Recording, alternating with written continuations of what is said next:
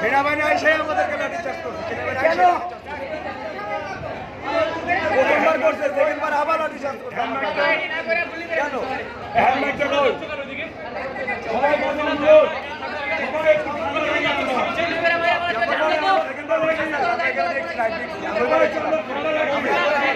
কিন্তু ঝামেলা চলছে। আমরা দেখছি সেনাবাহিনী একজনকে টেনে হিচড়ে কিন্তু নিয়ে যাচ্ছে, এবং কি কারণে নিয়ে যাচ্ছে আমরা জানি না।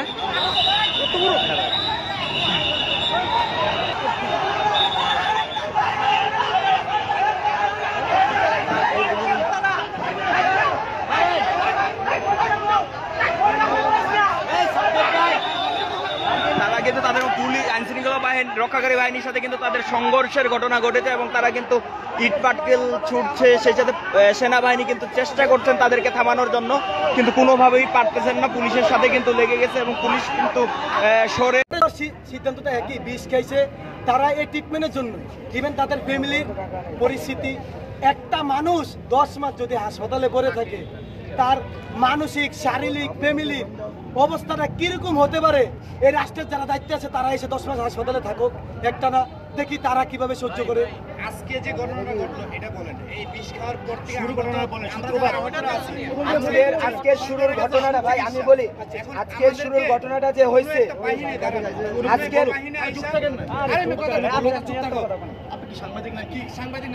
হামলার বিষয়টা সকাল থেকে হয়েছে। আমরা এই যে বিষ খাইছে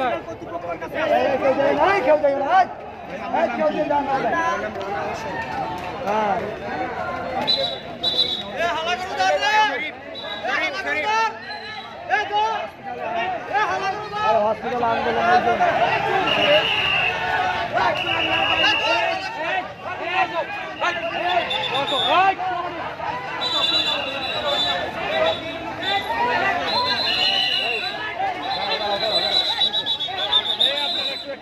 মিডিয়া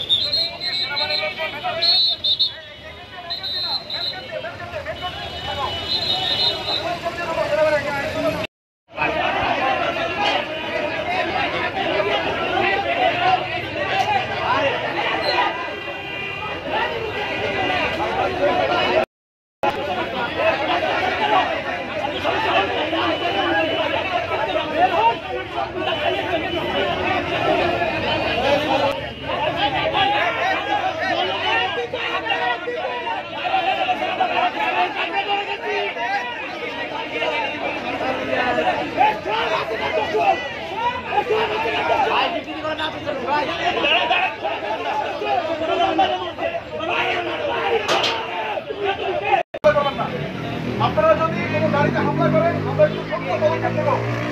আমি ক্লিয়ার করে দিচ্ছি, আপনারা যদি গাড়িতে কোনো হামলা করেন আমরা শক্ত পদক্ষেপ নেব।